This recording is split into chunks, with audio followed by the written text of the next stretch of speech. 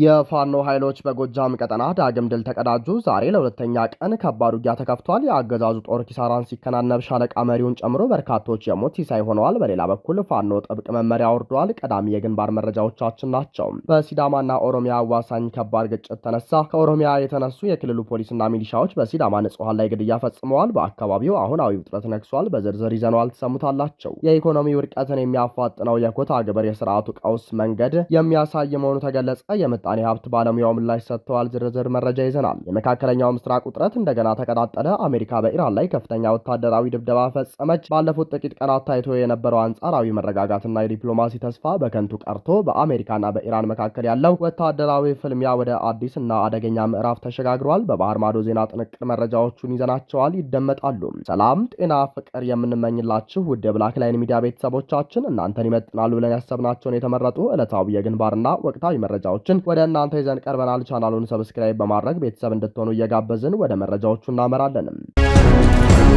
74ኛ ክፍለ ጦር ዛሬም በአገዛዙ ጦር ላይ ከባድ ጥቃትን ፈጸመ። ቴዎድሮስ እዝ 201ኛ ኮር 74ኛ ክፍለ ጦር አረንዛው ጎንቻ ሻለቃ ጉንደወይን ከተማ ዙሪያ ጠላትን በመቅጣት ክላሽ በገፍ መማረክ ችለዋል። የትላንቱ የፋኖ አባይ ሸለቆ ሻለቃ በነፍሴ ሳር ምድር ወረዳ በተሰነዘረው ድንገተኛ ጥቃት ቀጠናዊ ዝርዝር መረጃ ወጥቷል። የአገዛዙ አዛዦችን ጨምሮ ከፍተኛ የሰው እና ቁሳቁስ ኪሳራ ብልጽግና ተከናንቧል። በአማራ ክልል ምስራቅ ጎጃም ዞን በነፍሴ ሳር ምድር ወረዳ በተካሄደ የተቀናጀና ድንገተኛ ወታደራዊ ኦፕሬሽን የቴዎድሮስ እዝ 201ኛ ኮር 74ኛ ክፍለ ጦር ስር የሚገኘው አባይ ሸለቆ ሻለቃ ከፍተኛ ጥቃት መሰንዘራቸውን መዘገባችን ይታወሳል። ንጋት 11 ሰዓት ገደማ በተፈጸመው በዚህ ድንገተኛ ጥቃት በወረዳው ሰኞ ገበያ ንዑስ ወረዳ ዲቦ ከተማ ተከማችቶ በነበረው የጊዜያዊ አስተዳደሩ ሚሊሻ የአድማ ብተናና የፖሊስ ኃይል ላይ ከፍተኛ ድብደባ ተፈጽሟል። የአፋብን የወረዳው ጊዜያዊ መንግስት የጸጥታ ኃይል ጭምር በተሳተፈበት በዚህ ኦፕሬሽን በአገዛዙ ኃይል ላይ ከፍተኛ የአመራርና የሰራዊት እልቂት መከሰቱ ታውቋል። የሻለቃ መሪውን ጨምሮ 61 የአድማ ብተና አባላት ወደ ሞት ሲሸኙ 8 የፖሊስ አባላት የተገደሉ ሲሆን ከፍተኛ አመራሮችም ተመተው ሆስፒታል በሞትና በህይወት መካከል ናቸው። 50 አለቃ ታደሰ የተባለው የሚሊሻ ኃላፊን ጨምሮ በርካታ ሚሊሻዎች የተገደሉ ሲሆን 8 የሚሊሻ አባላት ቆስለው ወደ ሆስፒታል ገብተዋል። ከተደመሰሱት የፖሊስና የአድማ ብተና ከፍተኛ አመራሮች መካከል ኢንስፔክተር አስናቀ የፖሊስ ጽህፈት ቤት ኃላፊ፣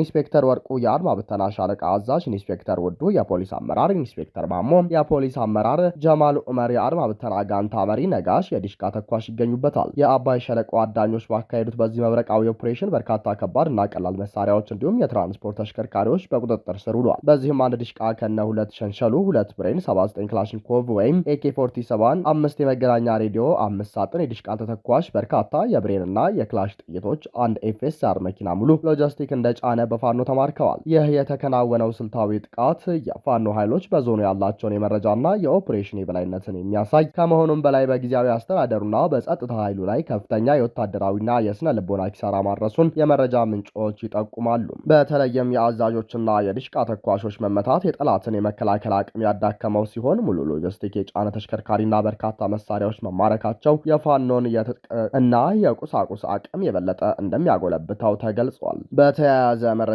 ከፋኖ አስቸኳይ መመሪያ ወርዷል። ፋኖ ወደ ከተማ ሲገባ በህዝብ ተቋማትና በግለሰቦች ላይ ምንም አይነት ጉዳት እንዳያደርስ ጥንቃቄ እንዲወስድ መልእክት ተላለፈ። የፋኖ ኃይሎች ወደ ከተማ በሚገቡበት ወቅት በህዝብ ተቋማት፣ በግለሰብ ንብረቶችና በዜጎች ሰብአዊ መብቶች ላይ ምንም አይነት ጉዳት እንዳይደርስ ግልጽ መመሪያ መተላለፉን አርበኛ ደርብ ተፈራ ይፋ አድርጓል። እንደ አርበኛ ደርብ መረጃ የምኒልክ ዕዝ ሰብሳቢ ፊታውራሪ ድርሳም ብርሃኔ በዚህ ዙሪያ ዝርዝር ማብራሪያ የሰጡ ሲሆንም የተላለፈውን ትዕዛዝ ተላልፎ በሚገኝ ማንኛውም አባል ላይ የሚወሰደው እርምጃ በጣም ከባድ እንደሚሆን አጥብቀው አስረድተዋል። የሰብአዊ መብቶች መከበር በበቀል በግልጽ ቅሬታ ወይም በመሰለኛ አስተሳሰብ ግለሰቦችን ማንገላታትና ሰብአዊ መብታቸውን መጣስ በጽኑ የሚያስጠይቅ ወንጀል መሆኑ ተገልጿል። የሚሊሻ ነው ወይም የገሌ ነው በሚል ምክንያት የሰዎችን ንብረት መውረስ ወይም መዝረፍ በጥብቅ የተከለከለ መሆኑም ተገልጿል።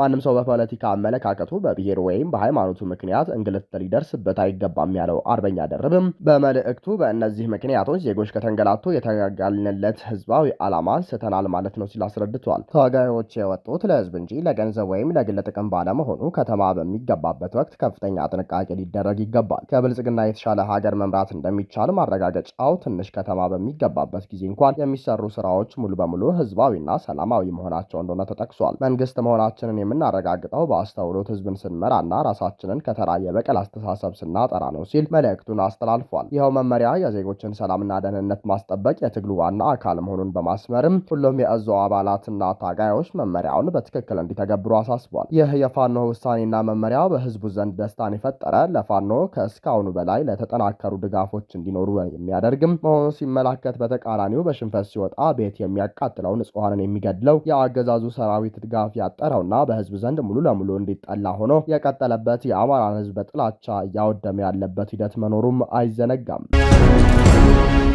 በኦሮሚያና በሲዳማ አዋሳኝ አካባቢዎች በድጋሚ ያገረሸው ጥቃት የነዋሪዎችን ስጋት ሲሆኑ የሚሰነዘሩ የፖለቲካ ትችቶች ሌላ ውጥረት ሆነው እየቀጠሉ ናቸው። በኦሮሚያ ክልል ምስራቅ ጉጂ ዞን ጊርጃ ወረዳና በምስራቅ ሲዳማ ዞን ጭሪ ቀበሌ አዋሳኝ አካባቢዎች ባገረሸው ግጭት የሰው ህይወት መጥፋቱ፣ በርካቶች መቁሰላቸውና ንብረት መውደሙ ተገለጸ። የአካባቢው ነዋሪዎች እንደተናገሩት ይህ አዲስ ግጭት በአካባቢው የነበረውን መረጋጋት በእጅጉ አደፍርሶታል። እንደ ነዋሪዎቹ ገለጻ ባለፈው ሳምንት በተቀሰቀሰው በዚህ ግጭት በሁለቱም ድንበሮች በርካታ ሰዎች ተጎድተዋል። በሲዳማ ተወላጆች በኩል 10 ሰዎች ህይወታቸውን ሲያጡ በደርዘን የሚቆጠሩ ደግሞ ቆስለዋል። በጉጂ በኩል እስከ 12 የሚደርሱ ሰዎች መገደላቸውና ወደ 40 የሚጠጉ መቁሰላቸው ተገልጿል። ተጎጂዎቹ በአዶላ፣ ቦሬ፣ ኩያራ፣ ሻሸመኔ፣ ወላይታ ሶዶና በአዲስ አበባ በሚገኙ የህክምና ተቋማት እርዳታ በማግኘት ላይ ይገኛሉ። በርካታ የመኖሪያ ቤቶች፣ የሰብል ምርቶች እንዲሁም የጉቦ ሄማ አንደኛ ደረጃ ትምህርት ቤት ሙሉ በሙሉ መውደማቸው ተጠቅሷል። በሺዎች የሚቆጠሩ የሁለቱም ቀጠና ነዋሪዎች ከቀያቸው ለመፈናቀል ተገደዋል። ይህ በእንዲህ እንዳለ የአካባቢው ነዋሪዎችና የፖለቲካ መሪዎች በአብይ አህመድና በሽመልስ አብዲሳ የሚመራው አስተዳደር ለችግሩ ዘላቂ መፍትሄ መስጠት አልቻለም ሲሉ ቅሬታ አሰምተዋል። ችግሩን የፈጠሩት ከኦሮሚያ የተላኩ የፖሊስና የሚሊሻ ኃይሎች በመሆናቸው የሽመልስ አብዲሳ አስተዳደራዊ ትዕዛዝ እንዳለበትም ያመለክታል ብለዋል። በተለያዩ የሀገሪቱ ክፍሎች የሚነሱ ወሰን ተሻጋሪ ግጭቶች የኦህዴድ መዋቅር የመሬት ማስፋፋት ፍላጎት ውጤት ናቸው ሲሉ የፖለቲካ መሪዎች ይናገራሉ።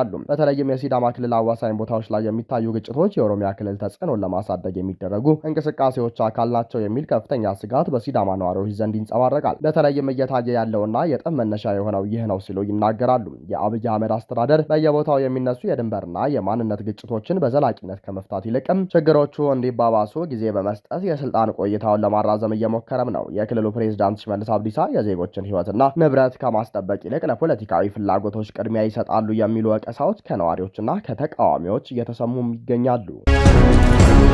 የመካከለኛው ምስራቅ ውጥረት እንደገና ተቀጣጠለ። አሜሪካ በኢራን ላይ ከፍተኛ ወታደራዊ ድብደባ ፈጸመች። ባለፉት ጥቂት ቀናት ታይቶ የነበረው አንጻራዊ መረጋጋትና የዲፕሎማሲ ተስፋ በከንቱ ቀርቶ በአሜሪካና በኢራን መካከል ያለው ወታደራዊ ፍልሚያ ወደ አዲስና አደገኛ ምዕራፍ ተሸጋግሯል። የአሜሪካ ማዕከላዊ እዝ ምሽት ላይ በኢራን ወታደራዊና ስትራቴጂካዊ ተቋማት ላይ ከፍተኛ የተባለ የአየርና የሚሳኤል ድብደባ መፈጸሙን ይፋ አድርጓል። የአሜሪካ ማዕከላዊ እዝ ለአንድ ሰዓት ገደማ የቆየውን ይህንን ጥቃት ኢራን በዋሽንግተን ኃይሎች ላይ ለሰነዘረችው የጥቃት ሙከራ የተሰጠ ኃይለኛ ምላሽ ሲል ገልጾታል። እንደ ሴንትኮም መግለጫ በጥቃቱ በርካታ የኢራን እስላማዊ አብዮታዊ ዘብ ተቋማት ኢላማ የተደረጉ ሲሆን ዋና ዋናዎቹም የወታደራዊ እዝ ማዕከላት፣ የሚሳኤልና የድሮን ማምረቻ ማከማቻ ተቋማት፣ የባህር ዳርቻ ቁጥጥርና መከላከያ ስፍራዎች፣ የኢራን የባህር ኃይል ስትራቴጂካዊ አቅሞች ናቸው የጥቃቱ ሰለባ የሆኑ። ጥቃቱ ከመፈጸሙ አስቀድሞ ፕሬዚዳንት ዶናልድ ትራምፕ ከፎክስ ኒውስ ጋር ባደረጉት ቃለ ምልልስ አሜሪካ ጋብ አድርጋው የነበረውን ጥቃት በድጋሜ እንደምትጀምርና ኢራንን ክፉኛ ለመደብደብ እንደሚዘጋጁ ዝተው ነበር። አሜሪካ ጋብ አድርጋው የነበረው ድብደባ እንደገና እንድትጀምር ያስገደዳት ማክሰኞ ዕለት ኢራን የፈጸመችው የጥቃት ሙከራ እንደሆነ እዙ አስታውቋል። ኢራን በዮርዳኖስ በሚገኙ የአሜሪካ ጦር ሰፈሮችና በስትራቴጂካዊው የሆርሙዝ ወሽመጥ በሚንቀሳቀሱ መርከቦች ላይ የሚሳኤል ጥቃት ሰንዝራ ነበር። አሜሪካ የተወነጨፉት ሚሳኤሎች በሙሉ እንዲከሽፉ ማድረጓን ገልጻለች። የኢራን እስላማዊ አብዮታዊ ዘብ በበኩሉ በዮርዳኖስ የሚገኘውን የአሜሪካ አየር ኃይል ጦር ሰፈር ኢላማ ያደረገው በአሜሪካ ለተፈጸሙት የጥቃት ድርጊቶች ምላሽ ለመስጠት እንደሆነ አስታውቋል። የቀጠናውን የጦርነት አድማስ ይበልጥ ያሰፋው ሌላው አዲስ ክስተት አሜሪካና ሳውዲ አረቢያ በጋራ በኢራቅ ውስጥ ባሉም የኢራን ተቀጽላ ቡድኖች ላይ የፈጸሙት ጥቃት ነው። ሳውዲ አረቢያ እርምጃውን የወሰደችው በኢራን የሚደገፈው ታጣቂ ቡድን የነዳጅ ማውጫዎቿን ኢላማ ካደረገ በኋላ መሆኑን ገልጻለች። የኢራቅ ፖፑላር ሞቢላይዜሽን ፎርስ በጥምር ጥቃቱ 20 አባላቱ እንደተገደሉበትና 32ቱ ደግሞ እንደቆሰሉበት አስታውቋል። የኢራን የውጭ ጉዳይ ሚኒስትር ጥቃቱ በጽኑ እንደሚያወግዝ ገልጾ አሜሪካና ሳውዲን ነውጠኛ ሲል ከሷል። ጥቃቱ የተባበሩት መንግስታት ድርጅት ስምምነትን የሚጥስና የእስራኤልን ወይም የጽዮናዊውን መንግስት ፍላጎት መሰረት በማድረግ ጦርነቱ ጦርነቱን ወደ ምዕራብ እስያ ለማስፋፋት የታለመ ነው ሲል ከሷል። ወታደራዊ እርምጃውን ጎን ለጎን አሜሪካ በኢራን ላይ የኢኮኖሚና የፋይናንስ ጫናዋን አሳድራበታለች። የአሜሪካ ግምጃ ቤት ወይም የገንዘብ ሚኒስቴር በኢራን ባለቤትነት ስር ባሉ 8 የነዳጅ ጫኝ መርከቦችና 10 ተቋማት 6ቱ ቻይና ውስጥ የሚገኙ ላይ አዲስ ማዕቀብ ጥላለች። በኢራን ደቡባዊ የባህር ዳርቻ በተጣለው እገዳ ምክንያት የአሜሪካ የባህር ኃይል በርካታ የኢራን መርከቦች እንዳያልፉ በመከልከል የንግድ እንቅስቃሴዋን ገድቦታል። አሜሪካ ለ13 ተከታታይ ቀናት ጥቃት ስትፈጽምም ኢራንም አጸፋ ስትመልስ ቆይታ በቅርብ ቀናት ውስጥ ታይቶ የነበረው መረጋጋትና የዲፕሎማሲ ተስፋ ጨልሟል። ፕሬዚዳንት ትራምፕ እጅግ ወዳጅነት የተሞላባቸውን ድርድሮች እየተካሄዱ መሆናቸውን ተናግረው የነበረ ቢሆንም የኢራን መንግስት ግን ምንም አይነት ንግግር አለመጀመሩን አስተባብሏል። በሌላ በኩል የአሜሪካው የዜና ምንጭ ኤክሲዮስ እንደዘገበው ፕሬዚዳንት ትራምፕ ከሳውዲ አረቢያ የመከላከያ ሚኒስትር ልዑክ ካሊድ ቢን ሰልማን ጋር ተገናኝተው ተወያይተዋል። የሳውዲው የመከላከያ ሚኒስትር ሀገራቸው የቀጠናው ውጥረት እንዲረግብና ሰላም እንዲወርድ እንደምትፈልግ ማሳወቃቸው ተገልጿል። አሜሪካና እስራኤል ባለፈው የካቲት ወር በኢራን ላይ ወታደራዊ ጥቃት በከፈቱበት ወቅት ፕሬዚዳንት ትራምፕም ጦርነቱ ለጥቂት ሳምንታት ብቻ እንደሚቆይ ተናግሮ የነበረ ቢሆንም ግጭቱ አሁን 5ኛ ወሩን ደፍኗል። አዲሱ የኃይል እርምጃ የኢኮኖሚ ማዕቀብና የትጥቅ ፍልሚያ የመካከለኛው ምስራቅ ቀጠናን ወደ ባሰ ያልተረጋገጠ አደጋ ውስጥ እየከተተው ይገኛል። የኢኮኖሚ ውድቀትን የሚያፋጥነው የኮታ ግብር የስርዓቱ ቀውስ መንገድን የሚያሳይ መሆኑ ተገለጸ። የምጣኔ ሀብት ባለሙያውም ምላሽ ሰጡ። በቅርቡ የአገዛዙ የመገናኛ ብዙሃን ከፍተኛ ግብር የሰበሰቡ አስፈጻሚዎችና መስሪያ ቤቶች ተሸለሙ በሚል አየር ላይ የሚያውሉት ዘገባ በህብረተሰቡም በነጋዴውና በኢኮኖሚ ባለሙያዎች ዘንድ ከፍተኛ ትችትና ጥያቄዎችን እያስነሳ ቀጥሏል። የቀድሞ ፖለቲከኛና ከፍተኛ የምጣኔ ሀብት ባለሙያው አቶ ሙሼ ሰሙ አሁን በአገሪቱ እየተተገበረ ያለው የግብር አሰባሰብ ስርዓት የህግና የኢኮኖሚ መረቦችን የጣሰ አገሪቱን ወደ ከፋ የኢኮኖሚ ቀውስ የሚያመራትና ነጋዴውን አሟጦ ከገበያ የሚያስወጣ መሆኑን በመግለጽ ጠንካራ ትችት ሰንዝረዋል። አቶ ሙሼ ሰሙ ከፍተኛ ግብር ሰበሰቡ ማለት ምን ማለት ነው? አንጻሩስ ምንድነው? በጀት ነው? ኮታ ነው? ወይስ የተንፈጨው ዱቄት ነው አምጪው ነው ሲሉ ጥያቄ ያነሱ ሲሆን በግል ኩባንያዎች ውስጥ ከበጀት በላይ ማትረፍ የሚባል ነገር ቢኖርም ከመንግስት የገቢ እቅድ በላይ ተሰበሰበ ተብሎ የሚደረገው ውዳሴ ግን የግብር ስርዓቱ ከሳይንሳዊ አሰራር ወጥቶ ወደ ኮታና ነሲብ መሸጋገሩን የሚያሳይ ነው ብለዋል። በደሞዝ ተቀጥሮ የሚሰራ ሰራተኛ ውጤታማ ሲሆን ጉርሻ ወይም ቦነስ ማግኘቱ የተለመደ ቢሆንም መንግስት የተባለው አካል አስፈጻሚዎች በየዓመቱ ተሽከርካሪ የሚለውጡበትና ሽልማት የሚታደሉበት አሰራር የየትኛው መንግስታዊ ህግ እንደሚፈቅደው የውጭ ኦዲተር ሊመረምረው የሚገባ አጠራጣሪ ጉዳይ መሆኑንም ጠቁመዋል። እንደ ባለሙያው ገለጻ ነጋዴው ንብረቱን ላለማጣትና ድርጅቱን ላለመዝጋት ሲል ጥሪቱንና አቅሙን አሟጦ እስኪጨርስ ድረስ ከበጀትና ከኮታ በላይ እጥፍ ድርብ ግብር በማስከፈል ጊዜያዊ የገቢ እድገት ማሳየት ይችላል። ነገር ግን ይህ አካሄድ የመንግስትን ገቢ በወረቀት ላይ 1000 በመቶ ሊያሳድግ ቢችልም በሂደት የነጋዴውን አቅም በማዳከም ትርፉን በማቀጨጭና ንግድ ፈቃዱን እንዲመልስ በማስገደድ ጤናማ ያልሆነ የገበያ መዛባት ይፈጥራል ሲሉ ሙያዊ እይታቸውን አብራርተዋል። በማንኛውም ህጋዊና ጤናማ የኢኮኖሚ ስርዓት ውስጥ ነጋዴው ወይም አምራቹ አትርፎ ጥሪት ቋጥሮ አቅሙን በማጎልበት ንግዱን ማስፋፋት፣ የስራ ዕድል መፍጠርና ወደ ከፍተኛ የኢኮኖሚ መደብ መሸጋገር አለበት። የመንግስት ግብር ሊያድግ የሚችለው የነጋዴዎች ቁጥር ሲበራከትና የንግዱም አቅም ሲጎለበት ከሚገኝ ተመጣጣኝ ድርሻ እንጂ ነጋዴው አሟጦ በማስገበር አይደለም ሲሉ ሞግተዋል። አሁን ያለው አሰራር ግን ነጋዴው ህጋዊ መስመሩን ሲዘጋበት ወደ ጓሮ በር ድርድርና ህገወጥ አሰራር እንዲያመራ ያስገደደ በስም የነጻ ገበያ ኢኮኖሚ እየተባለ ነገር ግን ነጋዴው ከገበያ እየወጣ ህገወጦችና ጥገኛ ባለሀብቶች የሚነግሱበት ባለሀብቱ አእምሮን ለፈጠራ ጊዜውን ለምርታማነት ከመጠቀም ይልቅ ከመንግስት ገቢ አስፈጻሚዎች ጋር በሚደረግ ፍትሐዊ ያልሆነ ግብግብም ጊዜውን እንዲጨርስ ያደረገው ነው ብለዋል ባለሙያው። አቶ